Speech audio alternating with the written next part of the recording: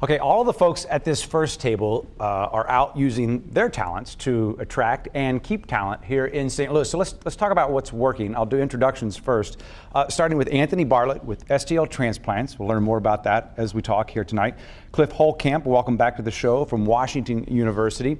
Also, welcome back to Betsy Cohen from the Mosaic Project, a little snippet we saw just there, the same organization we just saw in the package. And Jeff Green, DNG Inc., a talent recruiter. Okay, so on Twitter, they're already saying that we're talking maybe a little too tech-focused early on in the show. What do you guys, I'll ask you the same question I asked Jim. What is talent to you? Who do we need? We need tech people. No. Hate to burst your bubble. No, we actually need a lot of type of talent, but one of my other roles is being a general partner in Cultivation Capital, which is a local VC firm. And the biggest issue affecting our portfolio companies is computer programmers and technical talent. I will say, though, we also always need great salespeople, great business development people. So there's certainly many varieties of talent. I like Jim's definition of people who can build things, people who come and create. But the greatest shortage and the greatest problem we have that's actually hindering the growth of our companies is tech talent. Betsy, your definition of talent?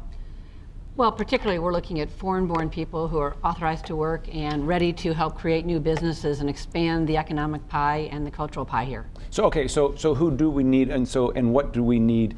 Who do we need here outside of maybe the two things you're just talking about? And then also, Anthony, I'll ask you, when they get here, we hear the word kind of onboarding. If you join a new company, is there an onboarding process for our region? Absolutely. Well, I would add too, the creative class would be a group of talent where St. Louis is an incredible system for an artist to thrive. It's not as expensive. And so anybody with a talent such as that, this is a great place that's far easier.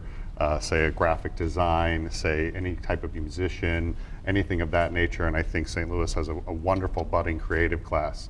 As far as the retention issue, I think there's a lot we can do in the onboarding process, particularly some of the things that aren't usually done, which can be done very well in St. Louis, i.e. the social aspect of a transition. So I think a lot of resources go towards housing, they go towards moving logistics, they go towards recruiting, and those are all very important elements. And one thing that we can provide here in St. Louis is a social network from the moment they arrive that can be founded upon even one person or one great connection. Okay, so if I'm reading between the lines, are you telling me it's a little hard to break in this town? I would actually say it's because it's smaller and it's not as overwhelming as, say, a San Francisco or New York. If you have the roadmap, it's actually easier. If you're not within that roadmap and you don't necessarily have the names and places to call, it can be difficult. That's certainly been the case in the past. But with the ecosystem that's developing here, again, one or two phenomenal connections make all the difference in the world. And I think they can even have more of an impact than they can in some of the larger markets. And that's why you started STL Transplants. Absolutely, absolutely. It's empowering, building that bridge between the transplants and local hosts who finally have the opportunity to really help one another and open doors like it did for me and my family when they first arrived. Is it, Jeff, is it hard to sell our city? Not at all. And to piggyback on what Anthony was saying, is St. Louis is a big, small city. Most cities, there's 6 degrees of separation. Here, it's pretty much 2 degrees of separation. 1.5. Okay, 1.5. And selling St. Louis, it's relatively easy. At Brown Shoe, where I was previously working, we looked for a lot of creative people, like Anthony was saying. And a lot of the creative people are on either coast. And a lot of them don't have a lot of knowledge of what St. Louis entails. They think that in between California and New York is nothing but cornfields. Yeah. So the biggest hurdle is to get them here. Once they get here and they see buildings, they see restaurants, they see the park, they see yeah. they see museums, they see the same things that their city has. That's half the battle. That is half the battle. And then when they take a look at real estate and they see what how their money can spread, that's the other half of the battle. Betsy, we've talked a lot about immigration on this show. Is that process similar for everyone? No, it's different. We have a very low foreign-born population. we have less than 5% foreign-born, and the other top 20 regions have an average of 20%. So when foreign-born people come to St. Louis and are hired by one of our companies or starting a business, they don't see people like themselves, and they have a harder time making those connections. So some of the programs that we're putting in place to be more welcoming help them make those connections. And we've also referred and worked with companies working with Anthony, because some of the large companies, when they're bringing executives who could be foreign-born, all their needs are not just at the job, but they have to make new connections for their family and their whole social, and it's not so simple. And we have to really work harder if we're going to be a welcoming community to foreign-born people, and then how do we keep them thriving here so they can also help us attract more talent to the region. A lot of talent coming in through the universities. There is, and I share some of the perspectives of the other guests. We find at Washington University that the students who get engaged in the community are the ones who stay. The ones that never really leave what they call the WashU bubble and live their life on campus, they leave St. Louis and actually don't really have that much to think about it. But those who get involved, they get involved with business internships, they get involved with community volunteering, they get involved in civic organizations and build their own network and get to see the city outside of the campus.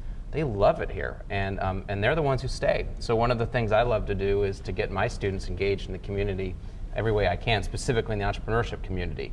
And when they get involved and kind of get bit by that local bug and get into the local culture, the probability of them staying goes up dramatically. Unless they're foreign-born, and then we have lots of visa issues, and so which is Well, why that's a legal problem, which is not a illegal. desire problem. They want to stay, but Yeah. you know, I was in Washington D.C. last week talking to some legislative staff people. We need to have immigration reform so there's more visas, so the talented undergraduates and graduates, postdocs Yeah. at all of our universities can have opportunities to stay and bring their talents to our community. Right now, it's really tough because they want to contribute, but they can't. We have a huge number of especially graduate students who really want to stay Right. and aren't able to.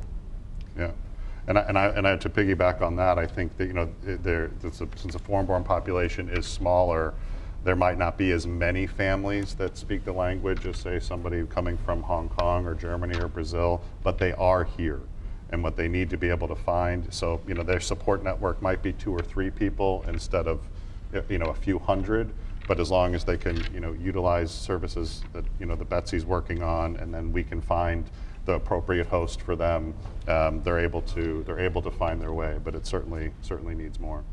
But is this an important enough issue that we need a really a very concerted effort to take on this issue of talent attraction and retention, or is this just so we can have a more colorful neighborhood and just a kind of more vibrant quality of life? We see it as more than just a cultural issue. I'm on the board of Arch Grants, which is an organization which was built entirely on the premise of the economic value of attracting new people and new talent to St. Louis. We actively try to recruit entrepreneurs from all over the world and have brought in entrepreneurs from all over the world with the purpose of building an entrepreneurial ecosystem to create a creative culture, specifically in the city, in downtown St. Louis. So it's something that we believe strongly in, and we give away $1 million a year, $20,000, $50,000 grants to incent companies and the founders of these companies to come to St. Louis and become part of this community and part of this culture to develop their company. And we believe that this is critical to creating the next big companies and the next big opportunities for the future of St. Louis. Have expectations, workplace expectations changed? Are those shifting, or what do these talented people demand? One of the things that Betsy said that I really agree with is they want to see more people like them. So if you're attracting entrepreneurs, they want to see more entrepreneurs. If you're attracting foreign-born talent, they want to see more foreign-born talent. So to your question, it is critical for the growth of the region is to have a diverse talent pool. Nothing sells St. Louis like a happy transplant. I think that there are a lot of wonderful resources and a lot of locals doing their part to attract new talent. But when you have a happy converted New Yorker or a foreign-born person who's here, who's made the transition and can say to somebody who's recently arrived, look, I know what you've been through, I've been in your shoes, I'm from where you're from, I speak your language, but I choose to make St. Louis home.